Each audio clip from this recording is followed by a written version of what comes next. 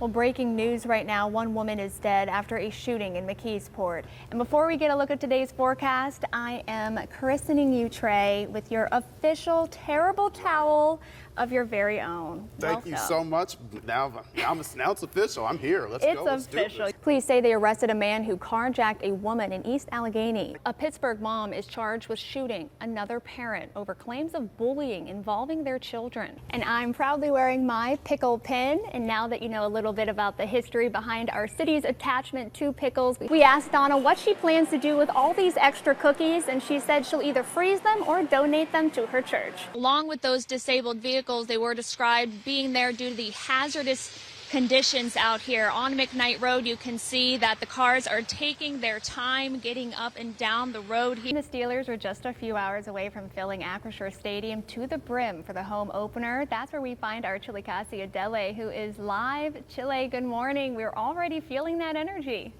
I'm here in Braddock, where Humane Animal Rescue of Pittsburgh and Allegheny Health Network has partnered up, and they have a mobile clinic to help both pets and their owners. Governor Josh Shapiro ordered all flags in Westmoreland County to be flown at half staff today. We're hoping it's a nice one because there are a bunch of fun events to check out. Earlier this afternoon here, something horrible happened on the banks of the Allegheny River, but we spoke with a witness who said he was thankful with how quickly the river rescue responded.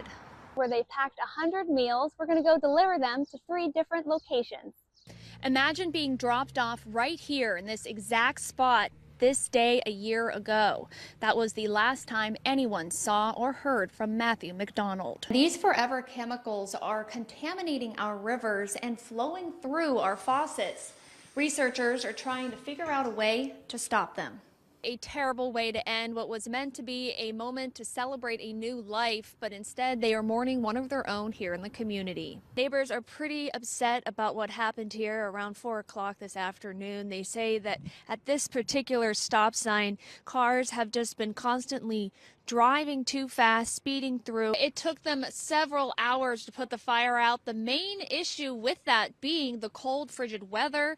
And you can see behind me here a little bit in the dark that there's 3 row houses that were affected. This one particular family lost their husband and father earlier this year, and now a son taken far too early. We spoke with some neighbors in the area that said that this church has been left abandoned for the last 30 years or so since they've been living here, and they said last night there was no way anyone could miss the fire.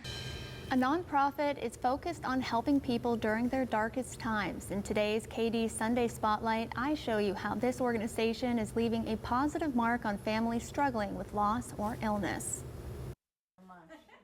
You're welcome. Thank you. You're very welcome. Mary Alice Medlin says the Blessed Home Project was there for her family when she needed them the most. We get overwhelmed, you know, and it just makes you feel so good. I mean, you feel so relieved, you know, kind of, and it helps so much. It started a few years ago when her son, Jordan, nearly died. He was delirious, quite ill. We called the ambulance, and it took him to Mercy Hospital, and his heart stopped in the ER.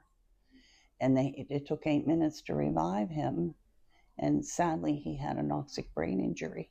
So he's a quadriplegic, can't speak, can't swallow. He lives at home. Medlin then found out she had breast cancer.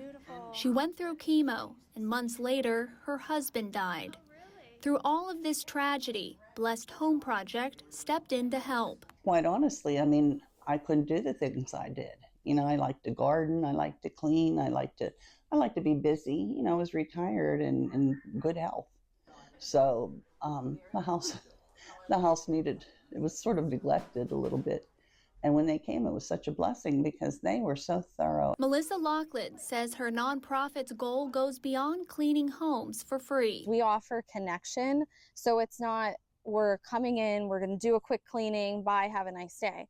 We sit, we listen. I mean, everybody that we're servicing is going through like a difficult situation. Loughlin says they always check in after every visit. We send texts, we send emails, we send prayer cards. Sometimes we just do random phone calls where we just check in and say, hey, how's it going? I told Melissa I'd like her every day, but they're busy.